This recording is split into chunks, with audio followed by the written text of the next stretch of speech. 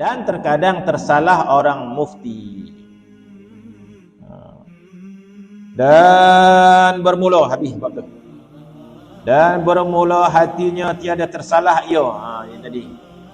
Dan inilah tertentu. Dia sebut. Yang dimasukkan Nabi ini adalah tertentu dengan hati yang suci.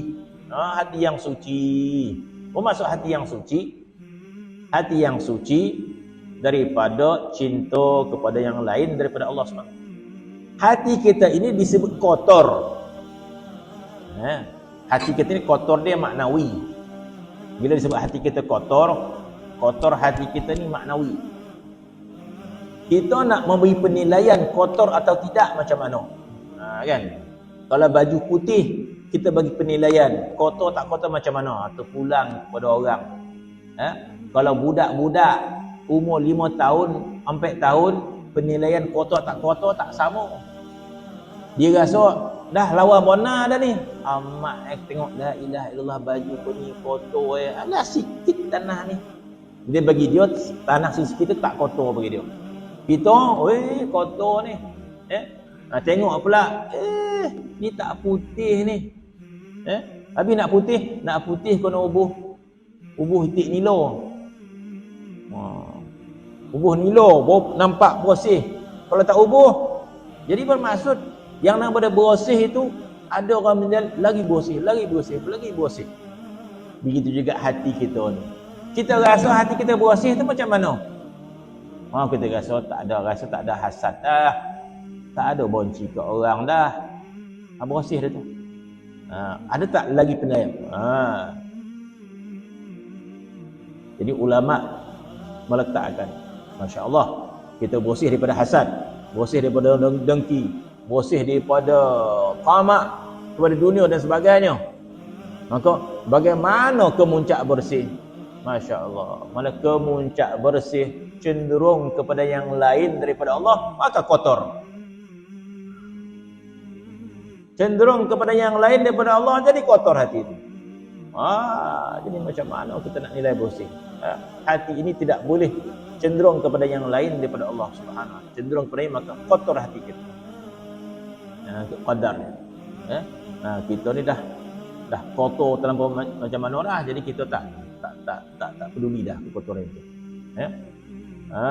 Maka disebut kalau sebegitu ikut kedudukan hati orang tersebut. Maka dia kata hadis ini tertentu kepada hati yang suci dan hanya saja memberi fatwa orang yang alim. Disebut yang boleh fatwa ni orang yang alim saja. Tetapi yang dimasukkan alim ni apa? Maka dia kata dan tiada dikatakan orang tu orang alim bagi seseorang yang lainnya daripada Allah. Mana? Bukan, salah terjemah dia. Tidak adalah dinamakan orang alim kalau hatinya lalai daripada Allah Subhanahu wa taala. Terjemah dia salah. Saya ada teks bahasa Arab dia. Sebab tu setelah selamat sikit.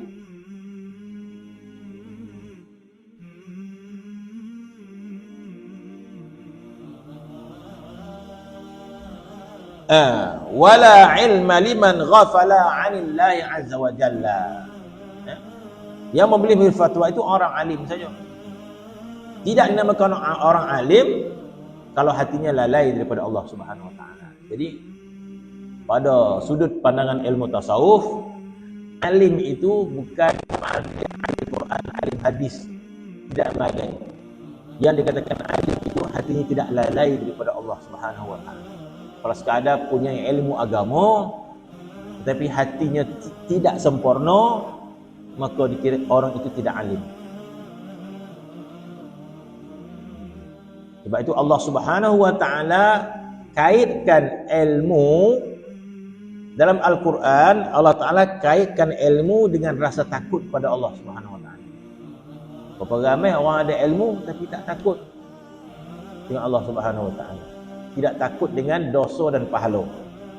Kan?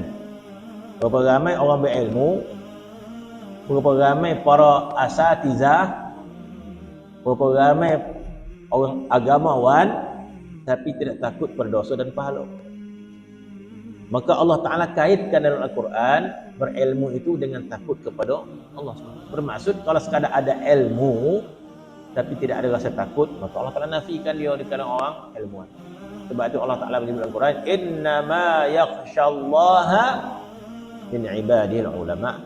Allah Ta'ala sebut, letakkan rasa takut. Sesungguhnya orang yang takut kepada Allah Ta'ala itu adalah di kalangan para ulama.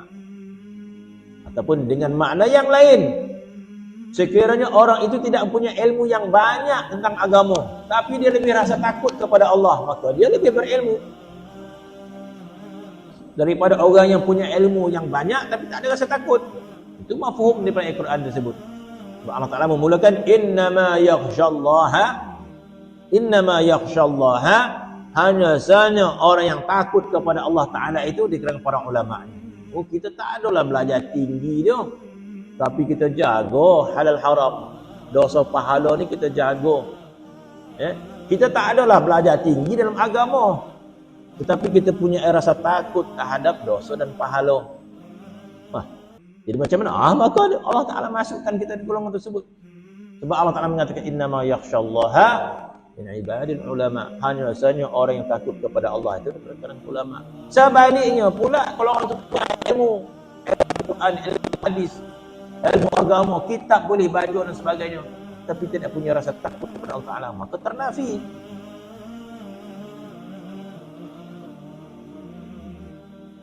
Maka kata di sini bahawa sesungguhnya orang yang beri fatwa di sini adalah orang yang hati yang suci daripada para ilmuwan, orang yang alim. Tidak dikira orang itu orang alim sekiranya hati itu lalai daripada Allah Subhanahu Wa Taala. Jadi orang yang sempurna kemuliaannya itu orang yang alim tentang agama dan hatinya juga bersama dengan Allah Subhanahu Wa Taala. Jadi tidak memadai orang punya ilmu tapi hati dia lalai daripada Allah Subhanahu Wa Taala.